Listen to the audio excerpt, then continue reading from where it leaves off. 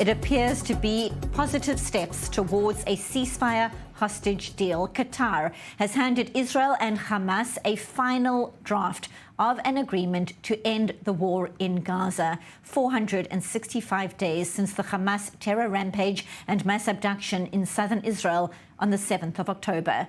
The breakthrough in Doha in the early hours of Monday morning follows talks between Israel's negotiating team, the Middle East envoy of the incoming Trump administration, Steve Witkoff, and Qatar's Prime Minister, Mohammed bin Abdulrahman Al Thani. Hamas issuing a statement saying their prisoners are, quote, close to their freedom, though analysts suggest this appears to be more about reassuring their own members than indicating that a deal is imminent. Correspondent Baligh Sladin is at Hostage Square in Tel Aviv and filed this report. Yes, we can talk about lots of optimism regarding this current cycle of talks in Doha. And today an Israeli official is telling I-24 News that there is a significant progress that has been made toward reaching a deal. And we are waiting. So Israel is waiting for Hamas's response, while Israeli officials are estimating that Hamas's response will be until today's midnight. So in 8 hours from now, we will know whether Hamas will give the green light from their side to this possible deal. But also we are having some denial from the Israeli side over the Reuters report that a draft for the deal has been given to the side, so Hamas and to Israel. The Israeli officials are saying that we did not get that, although that also Al Jazeera and other media reported that as well. But Israeli officials, as I said, denying this until now. We have also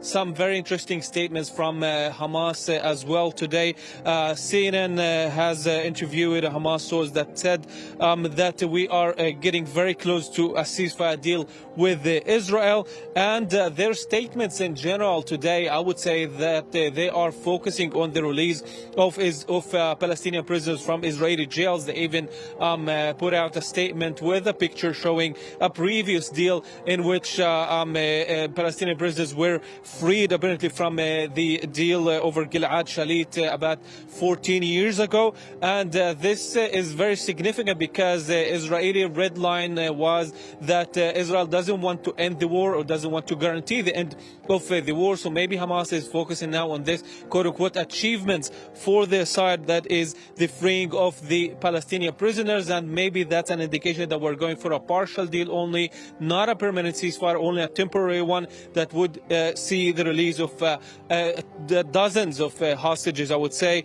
the exact number is yet to be known officially. Now, we've got lots of reactions from the Israeli political arena as well. So we can see that, of course, Smotrich has expressed his opposition to the current deal, calling it destructive, and was condemned for his statements by the families of the hostages, and even the tone was raised between them inside the Knesset today. But also we have some support that is coming from Shas, for example, expressing their support to the Prime Minister, saying that they will actually vote for a deal in case Prime Minister Netanyahu brings the deal for the government's table.